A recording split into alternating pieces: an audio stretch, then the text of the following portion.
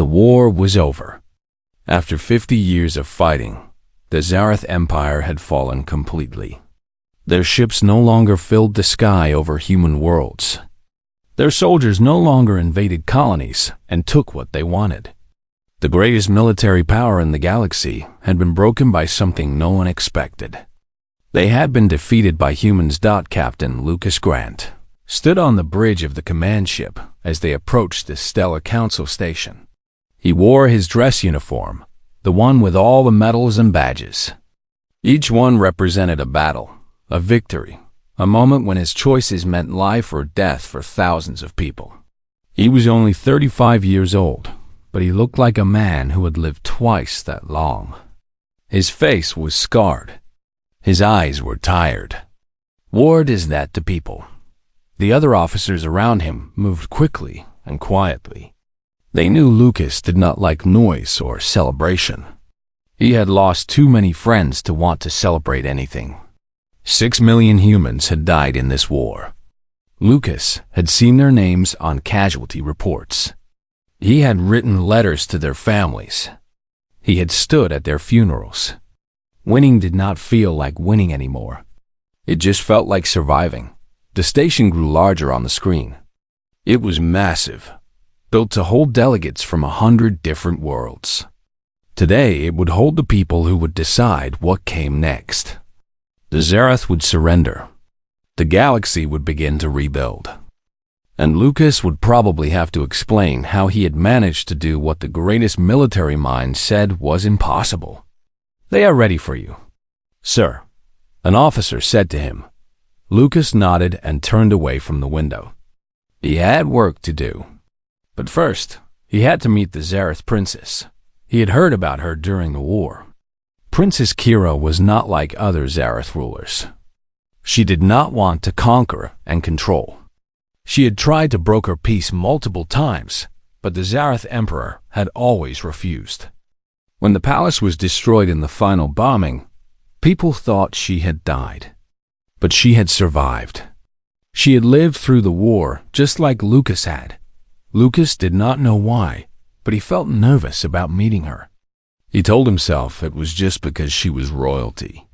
It was because the peace treaty depended on her cooperation. It had nothing to do with the fact that something in his memory nagged at him about her name. He had known someone named Kira once, a long time ago. But that was impossible.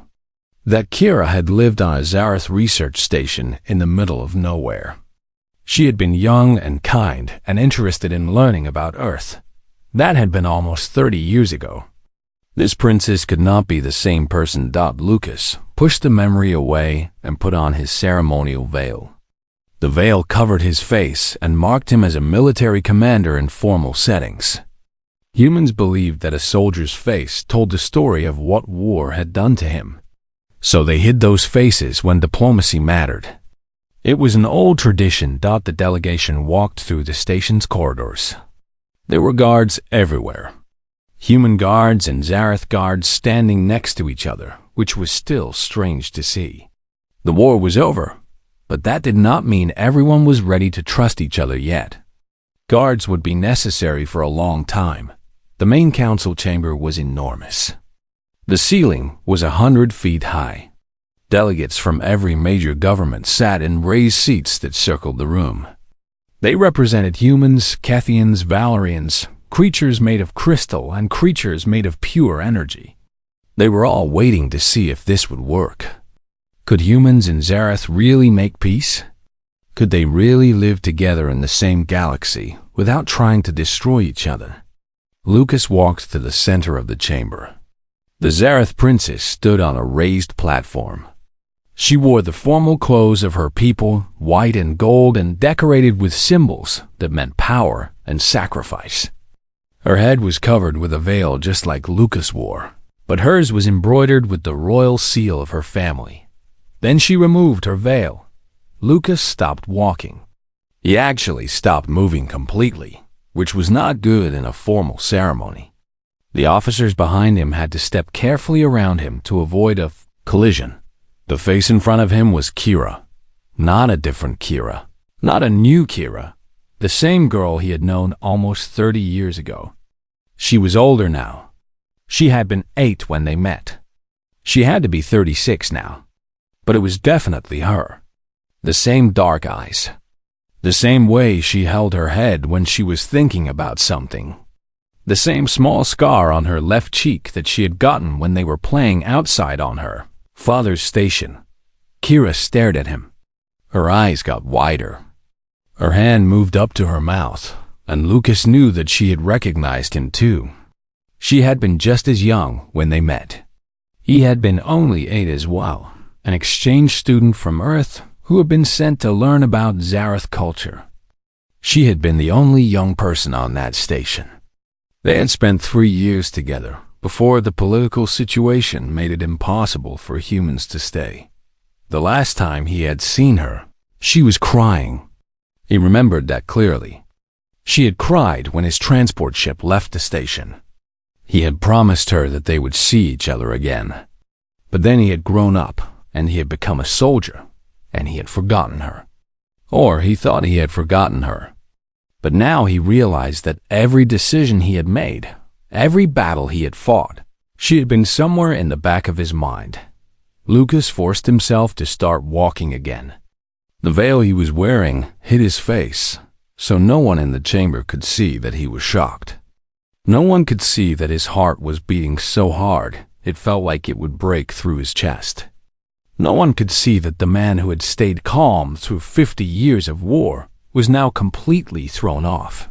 Balanced by one moment of recognition, he approached the platform where she stood. The ceremony had to continue. The galaxy was watching. Millions of people were waiting to see if this would work. He could not stop it now just because his past had suddenly appeared in front of him. Kira's hands were shaking slightly as she presented the terms of peace.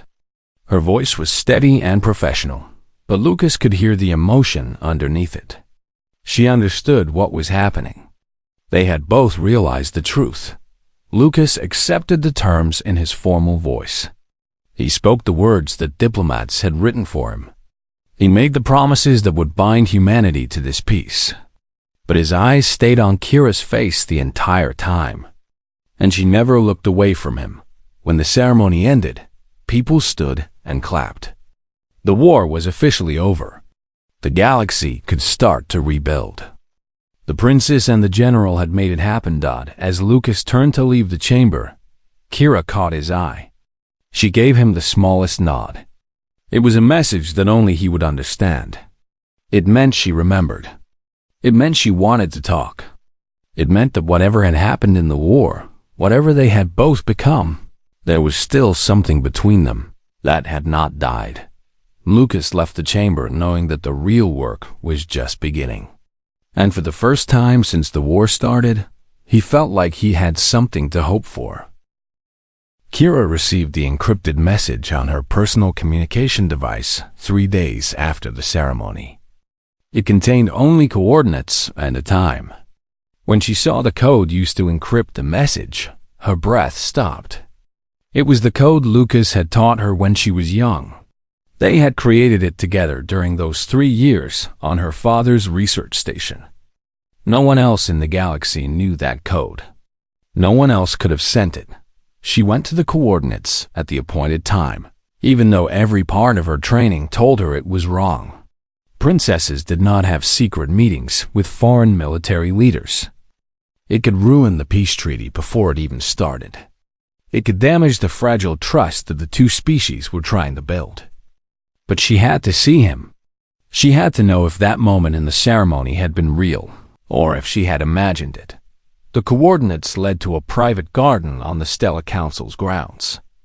The garden was hidden away from the main buildings, surrounded by tall walls that kept out the wind and the noise of the station.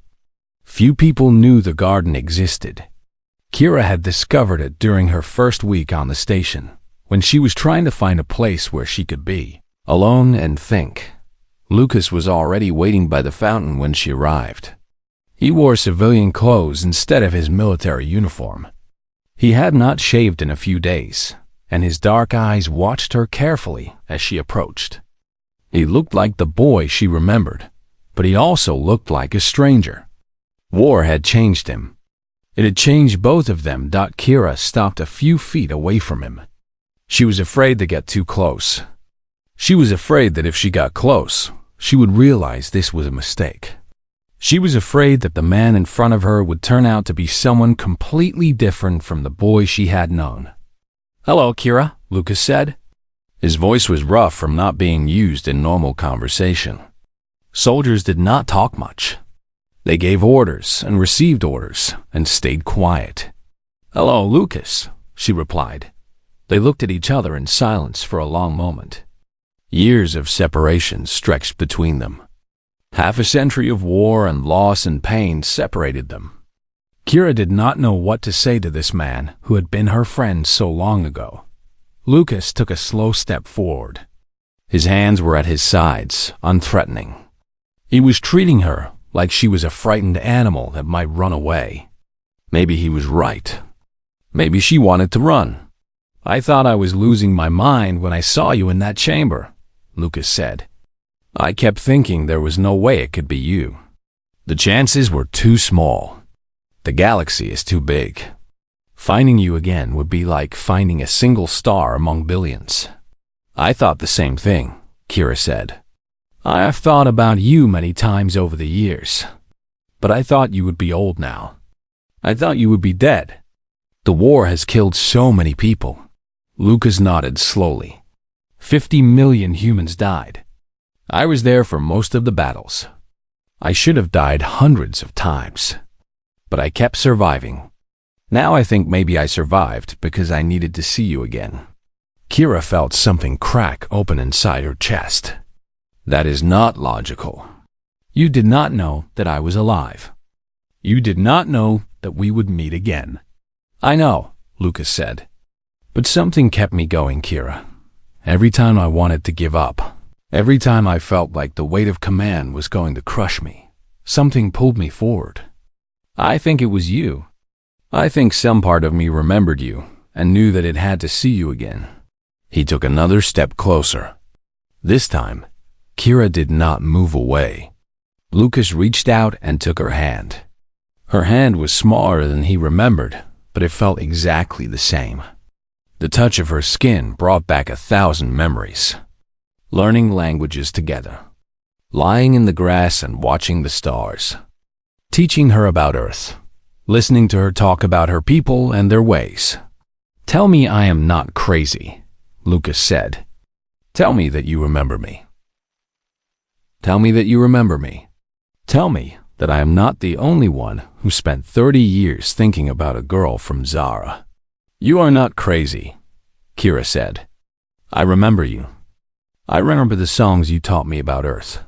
I remember the way you laughed when I tried to say coffee in your accent. I remember everything, Lucas." Lucas pulled her close and she let him. They stood together by the fountain in the hidden garden. Two people who should never have met again. Holding each other like they were afraid that letting go would break the moment. "Why did you send the message?" Kira asked. "Because I needed to know if you really recognized me in that chamber, or if I was imagining things. Because I needed to know if you remember the boy I was. Because the official peace treaty is going to keep us apart. And I needed to have at least one moment with you where we were not princess and captain, but just Kira and Lucas again." They talked for hours in that garden. Kira told him about her life during the war. She had been kept safe by her government, hidden away in different locations as the Zarath Empire lost battle after battle. She had been safe, but she had felt useless. She wanted to help find a way to end the suffering, but the military leaders would not listen to her. Lucas told her about the military. He told her about the decisions he had to make, knowing that people would die no matter what choice he picked. He told her about the nights he could not sleep because he kept seeing the faces of the people he had killed. He told her about the weight of being the one who everyone looked to for answers. "I have nightmares," he said. "Every night I dream about battles. I wake up and I do not know where I am for a few seconds. My hands shake before I go into meetings with other commanders. But when I saw you in that chamber, The nightmares stopped for the first time in 30 years. I slept without dreaming. I woke up without the panic. What does that mean? Kira asked. I do not know, Lucas said. But I think it means that you are important to me. I think it means that we are not done with each other, no matter what the galaxy decides we should do. The sun was beginning to set when they finally had to leave the garden. The twin suns of Zara were sinking toward the horizon, turning the sky orange and purple. Lucas took Kira's hand one more time. Will you meet me again? He asked. Kira knew she should say no. She knew that this was dangerous. But she also knew that she could not walk away from him. Not when she had just found him again. Tomorrow, she said. Same time. Same place. Lucas smiled, and Kira saw the boy she had known in his face. The man who had fought the war was still there, hardened and scarred and tired. But underneath all of that, the person she had cared about so much was still alive. They left the garden separately, walking far enough apart that no one could say they had been together. But as Lucas watched Kira disappear around the corner of one of the buildings, he felt something he had not felt since the war started. He felt like maybe, just maybe, there was a reason to believe in good things. There was a reason to think that the galaxy might be able to heal. There was a reason to hope that sometimes, against all the odds, people could find their way back to each other. For 14 days, Lucas and Kira met in the hidden garden. They came at different times and from different directions so that no one would see them together. They were careful and cautious, but they were not careful enough. On the 15th day, everything fell apart. Kira was walking back from the garden when a guard stopped her. The guard's name was Ven, and he worked in the Zarath diplomatic service. He was loyal to the Zarath government, which meant he was loyal to the idea of preserving Zarath power. He bowed to the princess, but his face was hard and angry. Princess, we need to talk, Ven said. Kira's heart began to race. She tried to keep her voice calm and steady. Of course. What is the problem? The problem, Ven said, is that you have been meeting with the human commander in secret. I have seen you. I have followed you to that garden 5 times. The two of you have spent hours together, talking and touching each other. Kira did not say anything. What could she say? She could not deny it because Ven had clearly seen them. She could not explain it in a way that would not sound like she was betraying her people. Ven continued. You are a princess of Zara. You are supposed to represent our people, not fall into the arms of the man who destroyed our empire. I am going to bring this to the council. They need to know that you have compromised the peace treaty and everything our people have suffered for. Kira reached out to grab his arm. Ven, please. You do not understand. But Ven pulled away from her. He turned and walked quickly down the corridor, moving toward the council chambers. Kira stood frozen for a moment, then she ran after him. She had to find Lucas. She had to warn him. She had to tell him that everything they had kept hidden was about to be exposed to the entire galaxy. She found him in his quarters on the human ship. He was reading reports about the peace treaty implementation.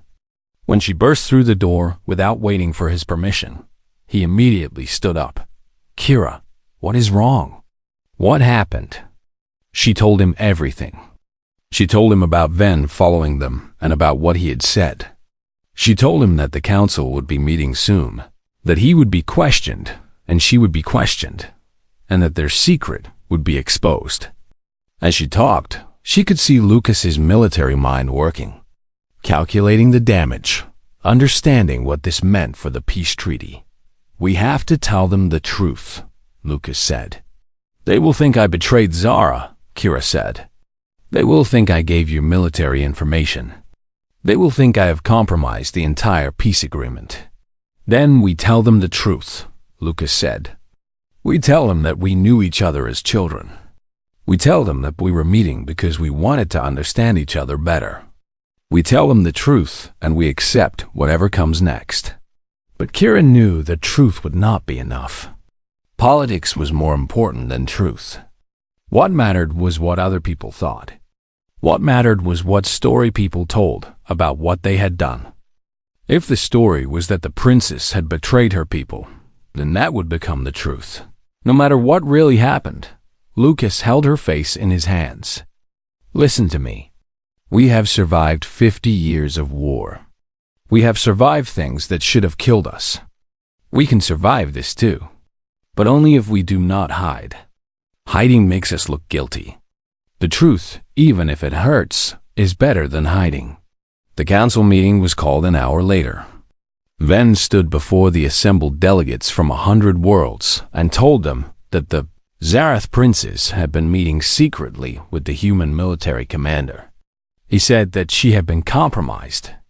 He said that the peace treaty could not be trusted because the person supposed to represent her people had betrayed them. Kira sat in the council chambers and listened to her people demand answers. She listened to delegates from other species voice their concerns about the peace agreement. She could see decades of peace falling apart in front of her because of 14 days of secret meetings. Then Lucas did something that no one expected. He stood up in front of the council. He was supposed to be silent while the accusations were made. Military commanders did not speak in diplomatic proceedings. But Lucas stood up anyway. "I demand the right to speak," he said. The council delegates looked at each other. They were not sure if they could allow this. But the human delegation stood up behind Lucas, and the other species representatives knew that not allowing him to speak would start a new conflict. So they let him. Lucas told the truth. He told the council about his childhood on the Zarath research station. He told them about meeting Kira when she was a small girl. He told them that they had been friends, and that friendship had never ended, even when they were separated. He told them that the secret meetings were not about military secrets or betrayal. They were about two people who had known each other learning to know each other again. Then he said something that changed everything. He said, "I propose a formal alliance between humanity and Zara. I propose that we seal this alliance with the ancient tradition of diplomatic marriage. I propose that I marry Princess Kira." The council chamber exploded with noise. Some delegates shouted in support. Others shouted in anger. Some said it was the best way to guarantee the peace treaty would hold. Others said it was a trick, a way for humanity to gain control over the Zarath people through marriage. Kira heard her own people arguing about whether she was strong or weak, whether she had betrayed them or saved them. She heard the noise and the anger and the debate, and she realized that Lucas was right. The truth was better than hiding, because now everyone knew what had happened. Now everyone had to decide what it meant. When the debate finally quieted down enough for anyone to be heard, Kira stood up. She wore her formal voice, the voice that marked her as a princess and a representative of her people. She spoke clearly and with authority. "I accept the alliance," she said. "I accept the marriage. I have known Lucas Grant since I was a child. I watched him grow into a soldier who ended a war without destroying my entire people completely. I watched him make decisions that saved lives. If we are going to build peace, we need to build it on truth and understanding. I choose to accept this marriage because I believe it will help create a future where humans and Zarath can work together instead of fighting each other." The council did not agree with her, but they could not disagree with a princess speaking officially for her people. The marriage was approved. The alliance was accepted. And Lucas and Kira's secret stopped being a secret and became the foundation for a new future. The wedding would not take place for 3 months. 3 months were needed for the Zarath to prepare the religious ceremonies. 3 months were needed for the humans to send official representatives. 3 months gave Lucas and Kira time to do something that was more important than any wedding. They decided to build something together. On the day after the council approved the marriage, Lucas and Kira locked themselves in a meeting room with a collection of scientists. engineers and political advisors from both human and Zarath cultures. They told everyone present that they had a project that could change the galaxy. "The war is over," Lucas said. "But peace is fragile. It will break if people do not believe that working together is better than fighting each other. We need to create something that makes that belief real. Something that shows everyone that humans and Zarath can work together." "What kind of project?" asked Dr. Elena Vasquez, a human engineer who had designed weapon systems for the military, but was tired of creating things that destroyed. "Reconstruction," Kira said. "The Zarath Empire has been destroyed. Our cities are ruins. Our infrastructure is gone. Our people are suffering.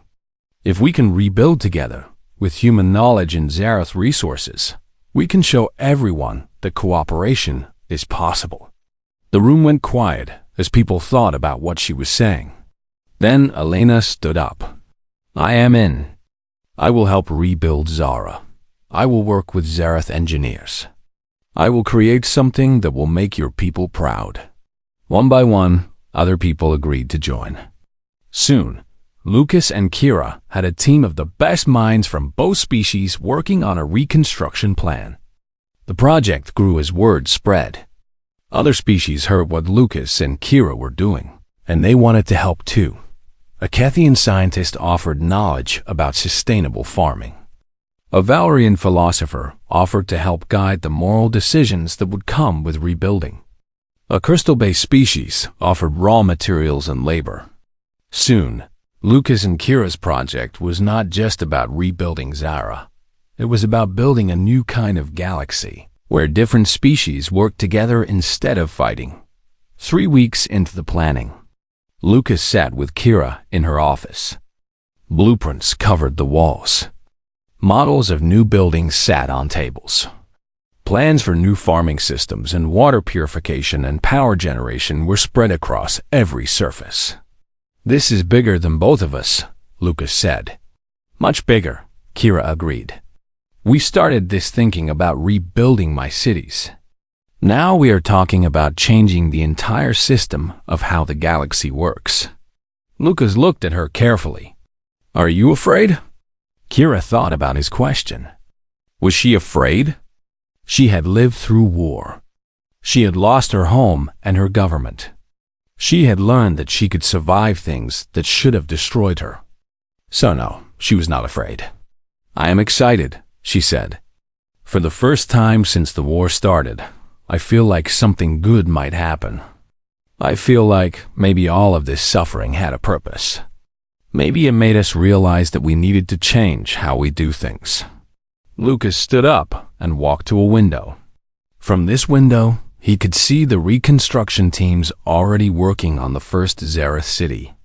Humans and Zarath working side by side, lifting stones together, planning together, building together. "When I was leading the military campaign against the Zarath, I thought I understood the goal," Lucas said. "I thought the goal was to win. I thought if we just won hard enough and fast enough, everything would be okay. But winning is not the same as building. Destroying is easy. Creating is hard. This project is going to be 10 times harder than winning the war." "Then why are we doing it?" Kira asked. "Because the war ended, but nothing has really changed," Lucas said. "My soldiers still do not trust the Zarath. Your people still do not trust humans. We need to show everyone that change is possible. We need to show them that they can choose something different." The 3 months before the wedding flew past. Lucas and Kira were not much of a couple in the traditional sense. They did not spend hours alone together. They did not go to dinners or entertainment events. Instead, they spent their time in meetings and planning sessions.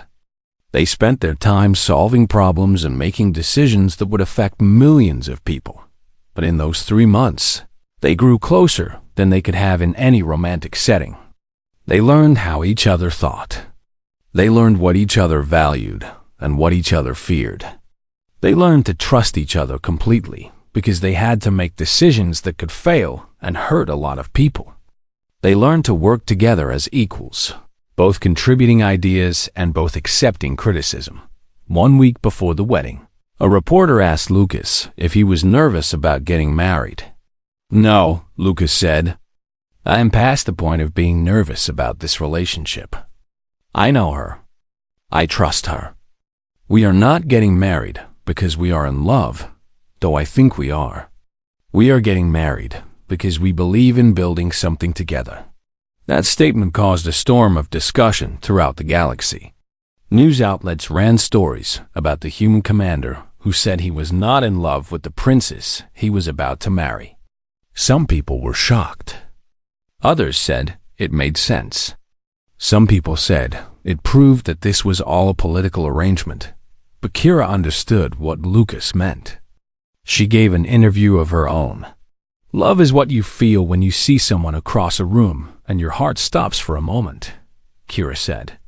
"But love is also what you do when you stay with someone through hard work and problem solving. Love is making a commitment to building something together, even when it would be easier to walk away. By that definition, yes, we are in love. We have been in love since we were children, even when we did not know it."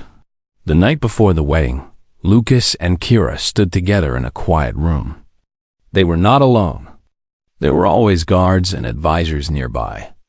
But those people stayed far enough away that Lucas and Kira could feel like they were alone. "Tomorrow changes everything," Kira said.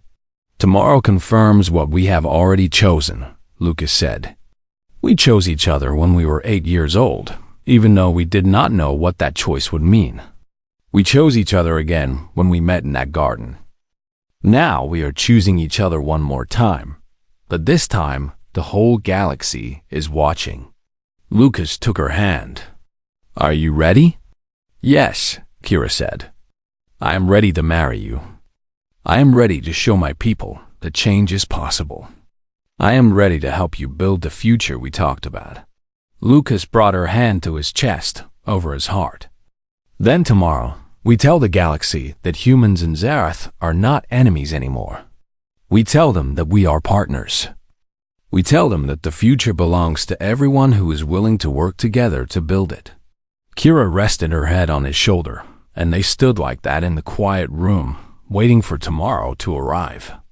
Waiting for the wedding that would change the galaxy. Waiting for the future they had chosen to begin. The wedding ceremony took place on a station that hovered above Zara. 2,000 guests had come to witness the event. Military commanders from a dozen human colonies attended. Zarath political leaders who had survived the war came to see their princess married. Representatives from 50 species filled every available seat in the ceremony hall. The ceremony was designed to be a fusion of human and Zarath traditions. On one side of the chamber, humans lit candles that represented the light of knowledge. On the other side, Zarath priests activated crystals that grew warmer as the ceremony progressed. The two sides were separate, but they were also part of the same space, the same moment, the same event. Lucas stood at the center of the chamber in his military dress uniform. All of his medals were visible. All of his scars were hidden beneath the formal clothing. He looked like a hero, which he was, but he felt like he was pretending to be something that was not real. He was just a man who had survived a war and found his way back to someone he had known long ago. Kira walked into the chamber from the opposite direction. Her Zarath marriage clothes were heavy with tradition and history. The dress had belonged to her mother and her mother's mother, going back 100 generations. The cloth was woven from materials that could only be found on Zara, in the deep forests where the oldest trees grew. When Lucas saw her, he felt his breath catch in his chest. She was beautiful, but that was not what struck him. What struck him was the realization that she had been important to him for her entire life, and he was about to spend the rest of his life with her. The probability of that was so small that it seemed impossible. But it was happening anyway. The ceremony began with Kira's father presenting her to Lucas. Her father was the head of the Zarath government now. a position he had inherited when the royal system was restructured after the war. He was a serious man who had lost much in the war. When he looked at Lucas, his eyes were hard and calculating. "Take care of my daughter," Kira's father said in human language, which he spoke slowly and with a thick accent. "I will protect her with everything I have," Lucas replied. "I will build with her. I will stand with her. I will be her partner." Kira's father nodded once, then turned and went back to his seat. The human traditions came next. Lucas's commander came forward and presented him to Kira. The commander spoke about Lucas's service and his sacrifice. The commander spoke about his courage and his wisdom. The commander spoke about how Lucas had brought honor to humanity by choosing peace instead of pursuing a total victory that would have meant the complete destruction of the Zareth people. When it was time for the vows, Lucas and Kira did not read from a prepared script. They spoke words that they had written themselves. Lucas went first. "I promise to work with you to build something that is better than anything either of us could create alone. I promise to listen to you and to value your opinion as much as I value my own. I promise to remember the girl I knew so long ago and to help her grow into the woman she has become. I promise to be your partner in creating a future where my people and your people can live together in peace." When Kira spoke, her voice filled the entire chamber. "I promise to see you not as the enemy of my people, but as the partner I have chosen to help me build a new Zara.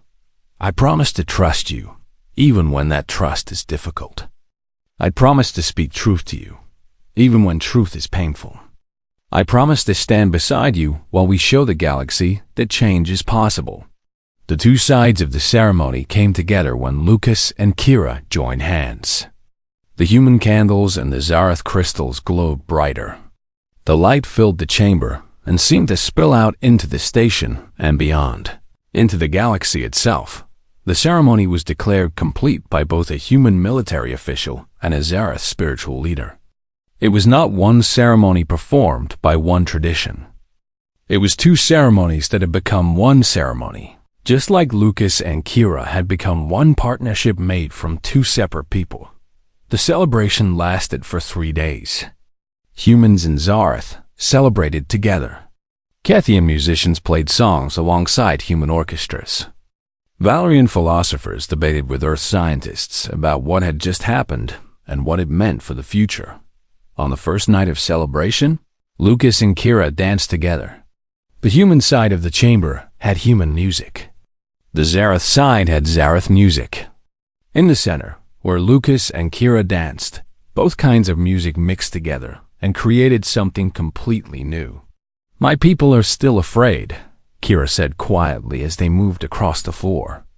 "They do not understand how to trust you after 50 years of war." "My people are the same," Lucas replied. "But that will change. It will take time. It will take patience.